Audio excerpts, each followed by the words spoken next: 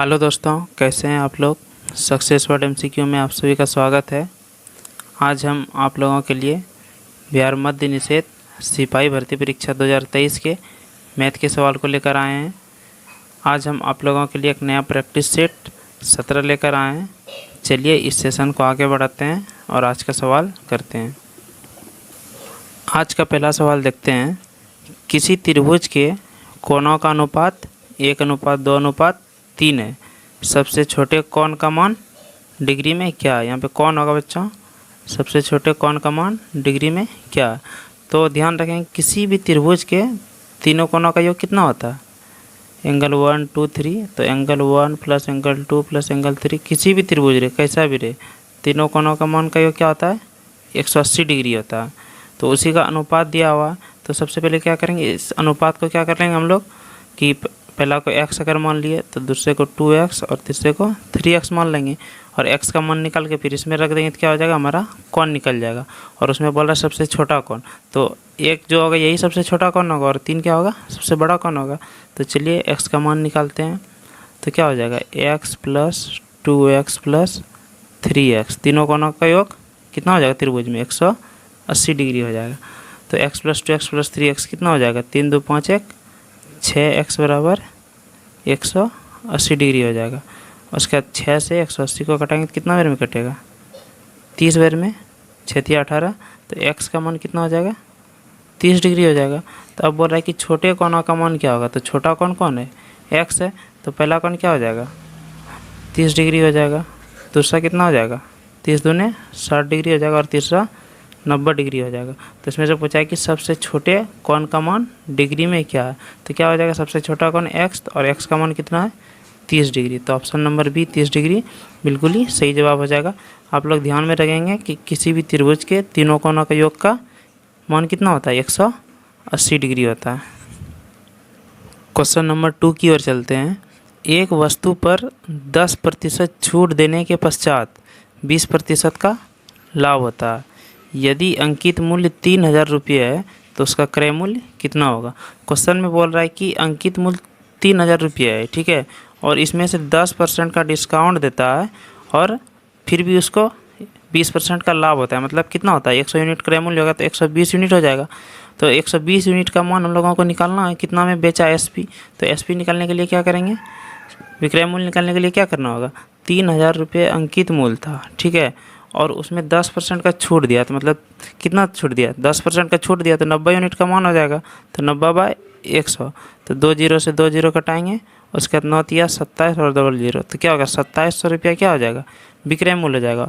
और फिर क्वेश्चन में आगे बोल रहा है कि 2700 रुपये में बेचने के बाद क्या हो रहा है, उसको 20% का लाभ हो रहा है। तो अगर 100 यूनिट क्रय मूल्य होता है और 20% का लाभ हो रहा है, उसको 20 यूनिट का लाभ हो रहा है, तो कितना यूनिट में बेच रहा है, 120 यूनिट में।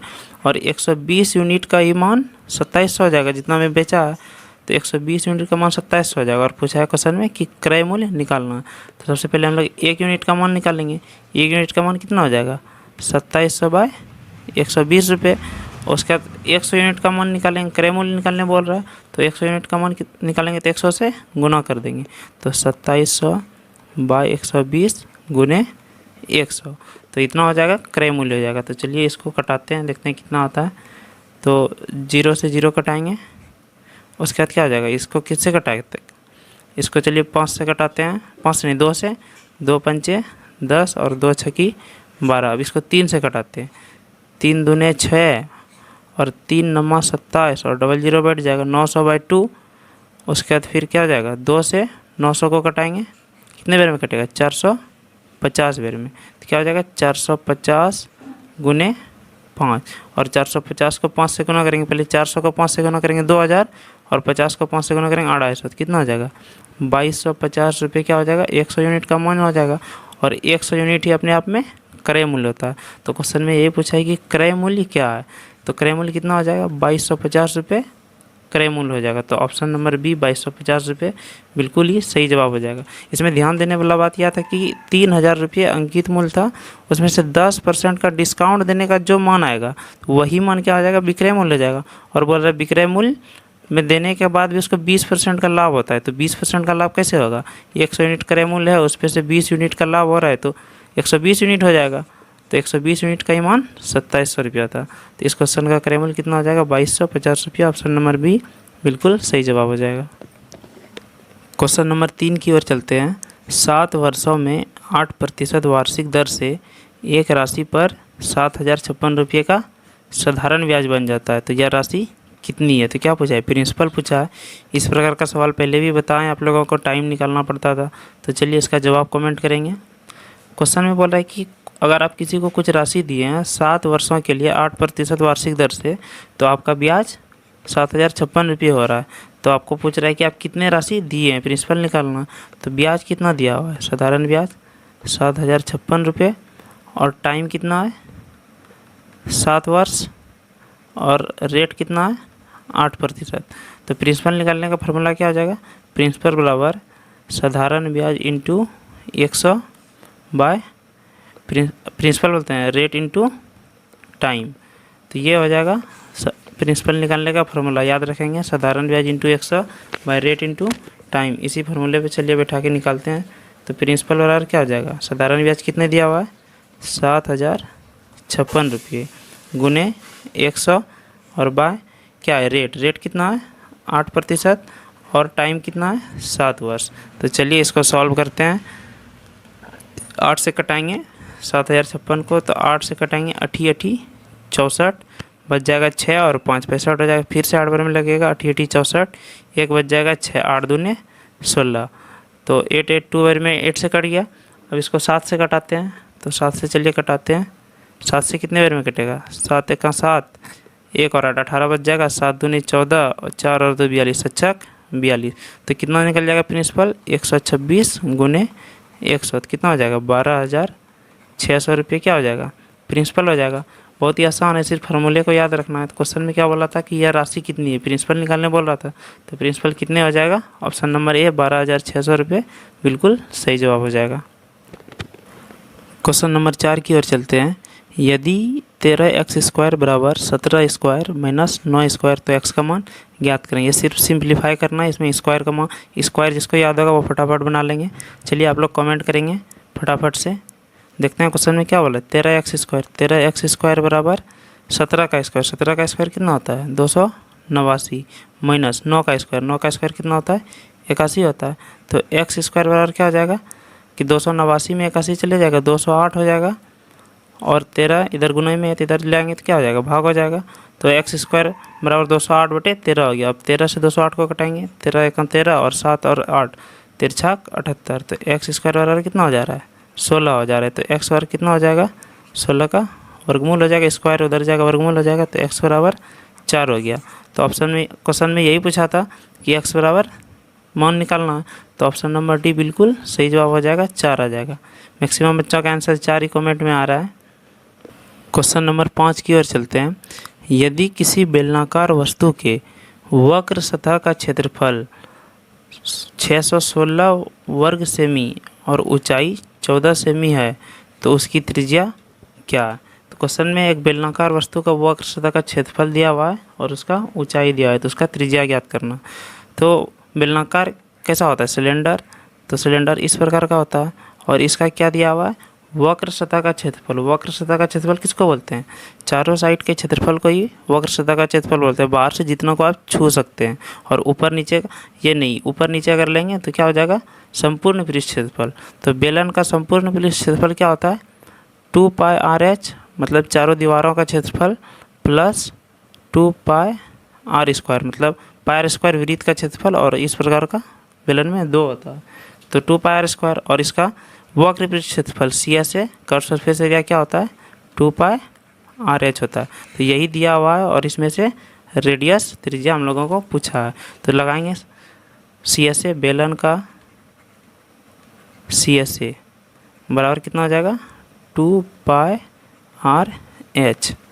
तो बेलन का CS से कितना दिया है क्वेश्चन में 616, और 2 × पाई का मान 22/7 R निकालना है, और ऊंचाई कितना दिया हुआ है 14 सेंटीमीटर दिया हुआ है।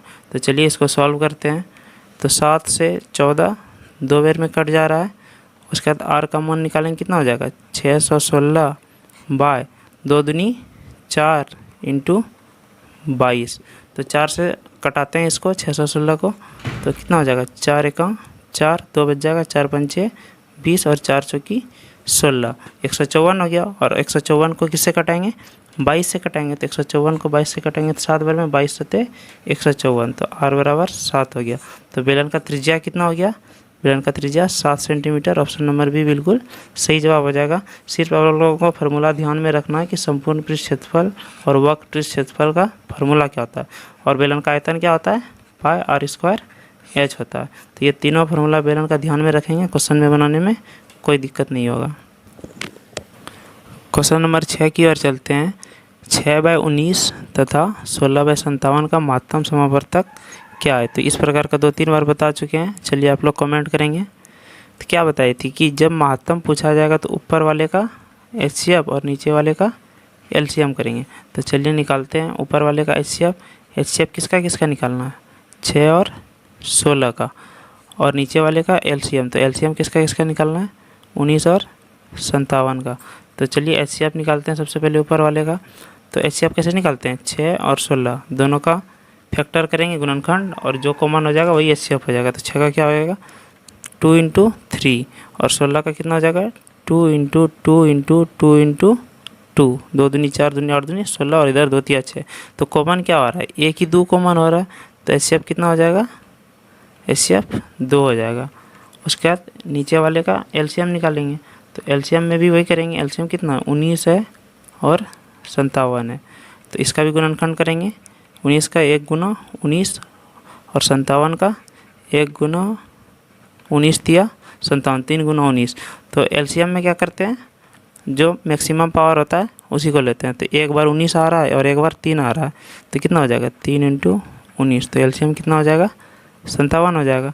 तो नीचे 57, अब इसको तो छोटा नहीं कर सकते हैं 2/57 को, तो क्या हो जाएगा यही आंसर हो जाएगा। तो ऑप्शन नंबर ए बिल्कुल सही जवाब हो जाएगा। अगर LCM पूछता तो ऊपर वाले का LCM करते और नीचे वाले का HCF करते, तो ऑप्शन नंबर ए ही बिल्कुल सही जवाब होगा।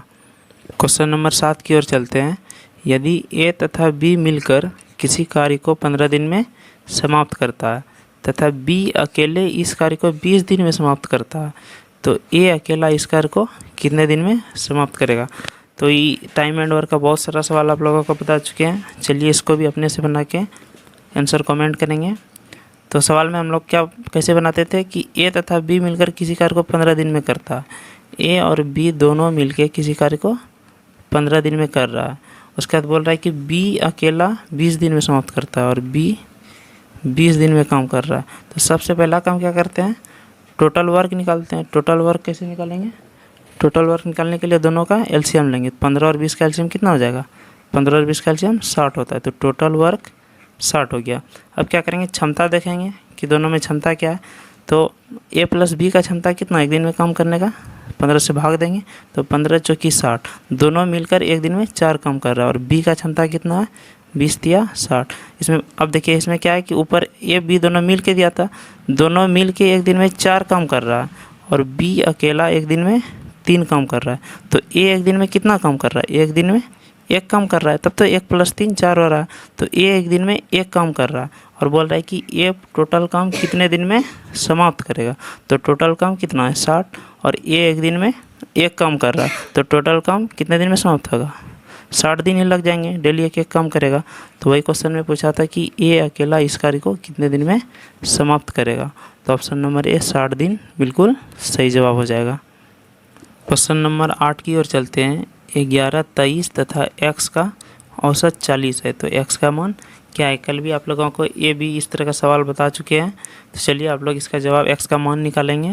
तो क्या बताई थी कि 3 संख्या दिया हुआ है, तो औसत कैसे निकालते हैं तीनों का जोड़ और बाय 3 संख्या है तो 3 से भाग दे देंगे और इसका औसत 40 दिया हुआ है। तो x का मान कैसे निकालेंगे, तो सबसे पहले तीनों का योग निकालते हैं 11 + 23 + x, और 3 को उस पर ले जाएंगे तो क्या हो जाएगा गुना हो जाएगा 3 से। उसके बाद क्या करेंगे 11 + 23 कितना हो जाएगा 11 और 23 34 + x और बराबर 40 दिया 120 हो जाएगा। अब 34 को उस पर ले जाएंगे तो 120 में से 34 माइनस हो जाएगा, तो x का मान कितना निकल जाएगा। x में से 30 घटाएंगे कितना हो जाएगा 120 में से 30 घटाएंगे 90 और 4 घटाएंगे तो कितना हो जाएगा 120 में से 34 घटाएंगे कितना हो जाएगा 86 हो जाएगा। तो x का मान कितना निकल रहा है 86 निकल रहा है, तो ऑप्शन नंबर सी बिल्कुल सही जवाब हो जाएगा। x का मान 86। सिर्फ औसत का कॉन्सेप्ट पता होना चाहिए कि जितना संख्या है सबका योग, उसके बाद फिर बाय कुल संख्या, कितना संख्या, बस इसी प्रकार औसत निकलता है। तो ऑप्शन नंबर सी 86 बिल्कुल सही जवाब हो जाएगा। क्वेश्चन नंबर 9 की ओर चलते हैं। किसी रेलगाड़ी तथा एक प्लेटफॉर्म की लंबाई बराबर है। यदि 90 किमी प्रति घंटा की चाल से रेलगाड़ी उस प्लेटफॉर्म को 1 मिनट में पार करती है तो गाड़ी की लंबाई कितनी है? मीटर में पूछा, तो रेलगाड़ी की लंबाई पूछ रहा है, तो क्या था फार्मूला? स्पीड इंटू टाइम बराबर डिस्टेंस। और रेलगाड़ी प्लेटफॉर्म के कॉन्सेप्ट में क्या हो जाता है? टोटल डिस्टेंस, कि ट्रेन की लंबाई प्लस प्लेटफॉर्म का लंबाई। तो सबसे पहले क्या करेंगे हम लोग, गाड़ी की लंबाई को कुछ मान लेंगे, तो क्या हो जाएगा? ट्रेन की लंबाई बराबर क्या है? प्लेटफॉर्म की लंबाई। इसको क्या मान लेंगे? एल मीटर मान ले रहे हैं, और उसके बाद स्पीड और टाइम दिया हुआ है, तो डिस्टेंस निकालते हैं। तो डिस्टेंस बराबर क्या हो जाएगा? Speed into time. और डिस्टेंस यहाँ पे क्या हो जाएगा? ट्रेन की लंबाई प्लस प्लेटफॉर्म की लंबाई बराबर speed into time.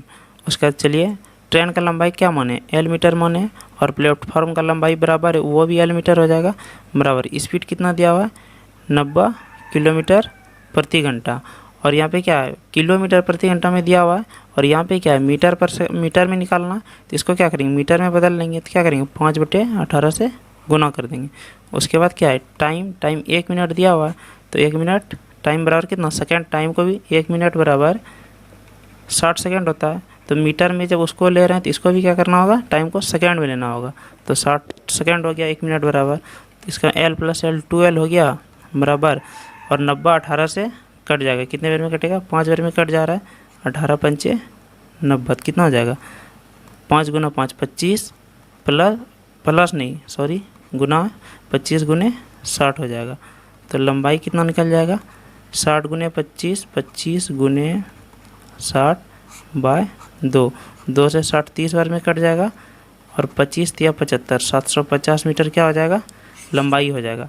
750 metre train का भी लंबाई हो जाएगा, और 750 मीटर प्लेटफॉर्म का भी लंबाई हो जाएगा, क्योंकि दोनों बराबर है। और हम लोग ट्रेन का लंबाई को क्या माने थे? एल मीटर माने थे, और एल मीटर बराबर कितना हो जाएगा? 750 मीटर क्या हो जाएगा? गाड़ी की लंबाई हो जाएगा। तो क्वेश्चन में ये पूछा था कि गाड़ी की लंबाई कितनी है? गाड़ी की लंबाई 750 मीटर है। अगर पूछता प्लेटफॉर्म की लंबाई कितनी है, तो वो भी कितना होता? 750 मीटर होता है। यहाँ ध्यान में रखेंगे कि किलोमीटर में जब दिया रहेगा, उसको मीटर में पूछा है तो मीटर पर सेकेंड में बनाएंगे, अगर किलोमीटर को मीटर में बदल लेंगे और मिनट को सेकेंड में बदल लेंगे। क्वेश्चन नंबर 10 की ओर चलते हैं। क्या है क्वेश्चन में? 2 पे पावर 3 पे पावर 2 भागा 2 पे पावर 3 का होल पावर 2। तो क्या है इसमें? 2 पे पावर 3 पे पावर 2 भागा 2 पे पावर 3 का होल पावर 2। तो इसमें क्या हो जाएगा? जब भी 2 पे पावर 3 पे पावर 2 है, तो यहाँ पे क्या हो जाता है? ये स्क्वायर हो जाता है, तो क्या हो जाएगा? 2 पे पावर 9 हो जाएगा इस कंडीशन में। और इसमें क्या हो रहा है? होल पावर में क्या होता है? गुना होता है, क्योंकि 2 पे पावर 3 है और यहाँ 2 है, तो क्या होता है? ये दोनों के बीच गुना का संबंध होता है। तो इसमें क्या हो जाएगा? 2 पे पावर 6 हो जाएगा। तो वही इसको सॉल्व करने बोल रहा है कि 2 पे पावर 3 पे पावर 2 है, तो क्या हो जाएगा? 2 पे पावर 3 का स्क्वायर 9 हो जाएगा, और भागा में तो इस प्रकार लिख सकते हैं। और यहाँ पे 2 पे पावर 3 का होल पावर 2 है, तो 3 दूने 6 है, तो यहाँ पे 2 पे पावर 6 हो जाएगा। बस इसी कॉन्सेप्ट को समझना था। 2 पे पावर 9, और भागा में जब ऊपर ले जाएंगे तो पावर क्या हो जाएगा? घट जाता है, तो 9 - 6 हो जाएगा। तो 2 पे पावर कितना हो जाएगा? 3 हो जाएगा। और 2 पे पावर 3 का मान कितना होता है? 8 हो जाता है। 2 दूनी 4 दूनी 8। तो ऑप्शन नंबर ए बिल्कुल सही जवाब हो जाएगा। तो बस इसमें समझना यही था कि होल पावर और डायरेक्ट पावर में क्या अंतर है। डायरेक्ट पावर में क्या करेंगे? स्क्वायर कर देंगे, जो भी पावर रहेगा उतना गुना कर देंगे, और होल पावर में क्या होता है? गुना का संबंध होता है। तो इस क्वेश्चन का ऑप्शन नंबर ए 8 बिल्कुल सही जवाब हो जाएगा। आज के लिए इतना ही रखते हैं, आगे की सीट अगले दिन करेंगे। आप लोग मेरे साथ बने रहें। धन्यवाद।